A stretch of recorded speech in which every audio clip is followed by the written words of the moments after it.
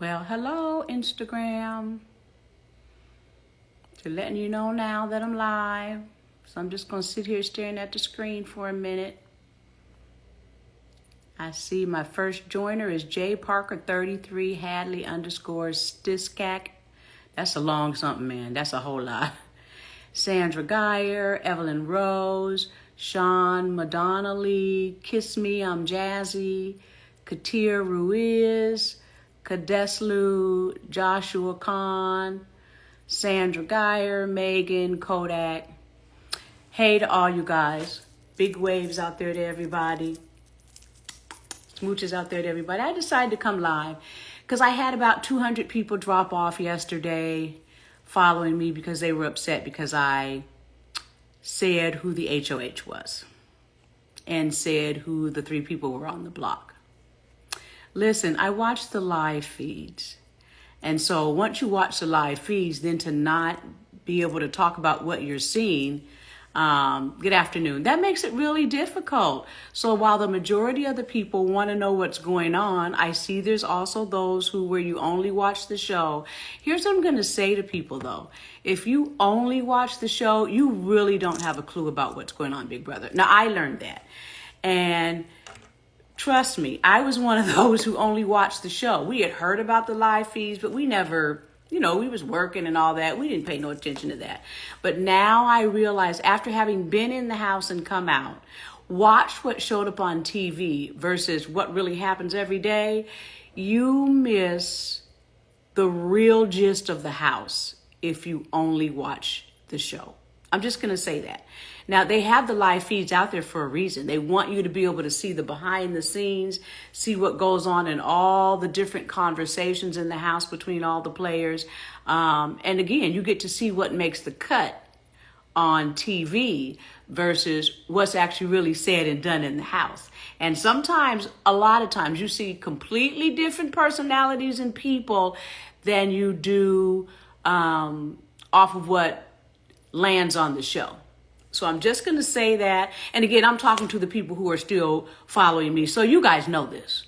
The live feeds are crucial. Absolutely. You just said something. The live feeds truly are crucial. And so with that being said, I just say to anybody, even if you don't sit and watch it all day, every day, I mean, you got to live your life too. So that is a lot. Hey, what's going on? Gracie Lou. Really, the live feeds, they start about 10 o'clock in the morning Pacific time, because that's what time they get up at the latest. They have to be up by 10. So if you start watching about 10, and it's kind of like when we were in the house, I'll still never forget Cameron saying to us one time, he said, the best conversations, the strategizing really goes on after 11 o'clock at night.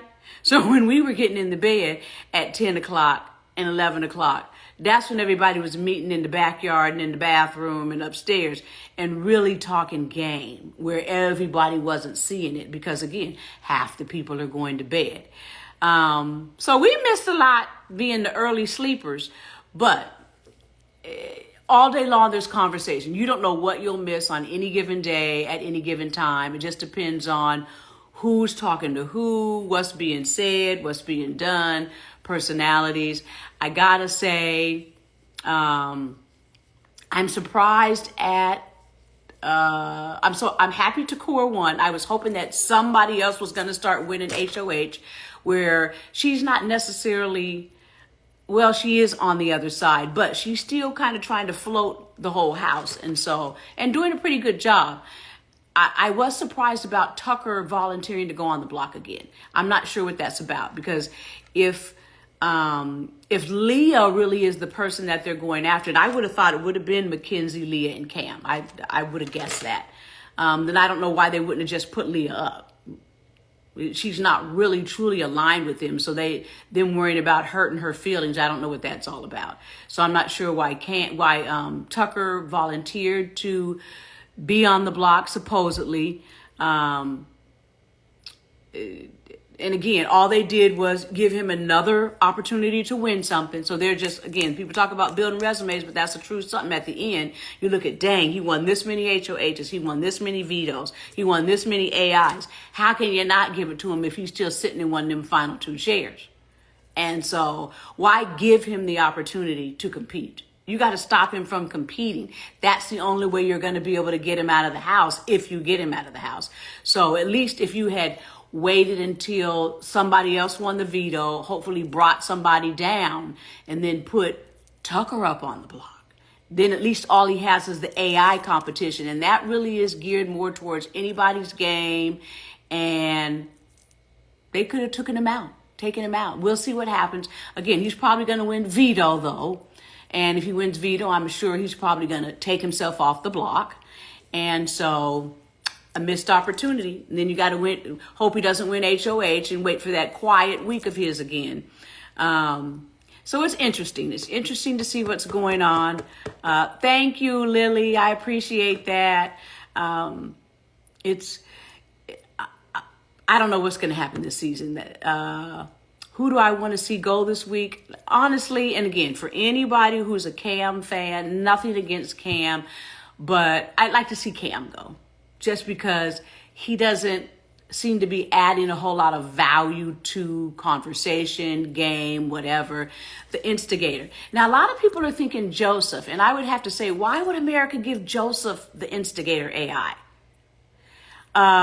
He's already instigating enough behind the scenes without being given a power. He don't need no power. I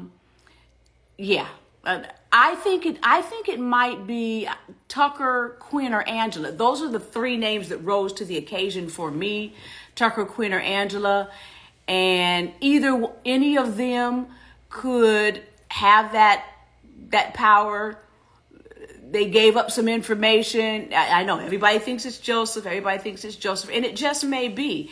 Now, here's what'll be funny. If it actually, I don't know if they're going to tell who had the power after it's over, because then Joseph going to be in trouble, because he kind of threw some people under the bus and all of that stuff. It's going to be interesting. I hear people saying that they think it's Tucker or Quinn. So I'm looking at your guys' comments. I'm just going to keep reading what you guys are saying. It's interesting. Tucker or Quinn or Angela. You know, I've noticed Angela a lot of times. Would I play again if I had the chance? I would play in an All-Stars or something like that where they have a shorter season. I just wouldn't want to be in there about for a whole 89, 100-day season. I wouldn't want to do that again. But, you know, every year they change it a little. I have to say, I actually really do like this season better than last season as far as how they're playing the game and the little twists that they're putting in there. I do like that. Somebody asked if I like MJ. I do like MJ. I just think that, like, for instance, last week I was surprised. MJ, why are you whining? Why do you keep bringing attention to yourself? You're not on the block. That's probably how she landed on the block this week. Because last week, all she kept talking about is nobody wants to align with me. And I don't know why I feel so. Girl, be quiet. When you're not on the block, don't even talk about the block. Don't talk about the block when you're not on the block. So she just brought so much attention to herself for no reason. It was just unnecessary. And that explains exactly why she's now on the block. I don't understand why she hasn't been able to truly connect. I think she just hasn't figured out how to be her genuine self. I really do believe that's it. She doesn't know how to just do her. And so that's catching up with her. The next couple of weeks, I think we are going to see somebody said, so I don't think there's going to be a battle back, nothing like that. I think we will see a double eviction in the next week or so. They're now in week 5, maybe next week. I don't think this week coming, but the following week, they may have their first double eviction. Do I think Tico are making good decision to put up her alliance members? Yes and no, because I still think about what we did in the very beginning, and I put up Heisem in week 3. And had I left Heisem in the house, the game would have played out completely different. I think the jury is going to be 7 people. I don't think it's going to be 9. I think it's going to be 7. And I think I think there's a lot of reasons for doing that, because again, it allows relationships to build longer. It's better for production, because they ain't paying for somebody to be sitting up in a hotel that much longer. That's unnecessary. So yeah, I do think they're going to have 7 people as jury members. That's enough people in that jury house. Would I do traders? Absolutely. I would do traders. I would do this new game now called Anonymous that Xavier is in. Oh, fabulous. I love that game. It just came out. I've watched the first 3 episodes. So again, Anonymous, traders, The Circle, The Mole, Trust. I haven't seen another episode of another season of Trust, but Trust came out. It's a really good game. They're all games where you really got to you have to be able to manipulate people. You got to get them to trust you while you're also manipulating them. So it's these games where you have to learn to be underhanded. But I've learned how to, in the military is a lot of compartmentalizing. Thank you, Janet Leper. Would I do Survivor? No, I thought about it. I really thought about it. But Survivor in that outside conditions when it's freezing cold and it's raining and they get dirty. I look at those guys with their dirty hands and I just say, no, that would take me down. I don't think I could do that. What do I think about chemo? Somebody put Comey, but I think you're saying chemo.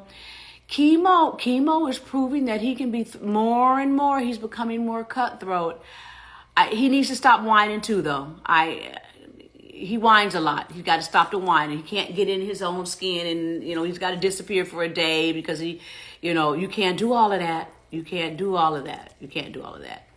Thank you for saying I was one of the funniest house guests in a long time.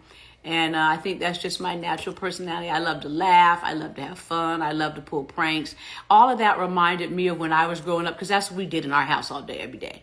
You were the butt of jokes all the time, and you had to have thick skin so that shit did not bother you. I'm just being real. When you got thin skin, oh, you go down fast in Big Brother. So you can't have thin skin. But you do have to be able to connect with somebody and have some alliance that you trust. So I will say that.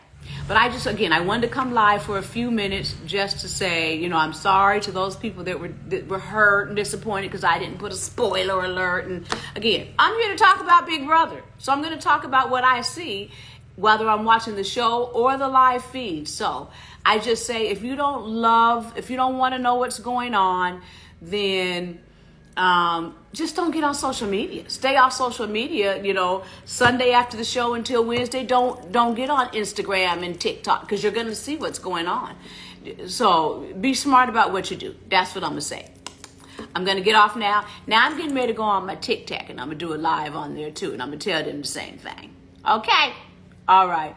I want my boy Ced to stay. Yeah, I love Cedric. In fact, I've messaged him, and probably sometime next week I'm gonna go live in a conversation with Cedric about how he's feeling now that he's outside the house. And I also want to get a hold of actually Matt and Lisa and Kitty, but Matt lives here, so I definitely am going to get in touch with Matt to talk to him, if they'll talk to me. We shall see.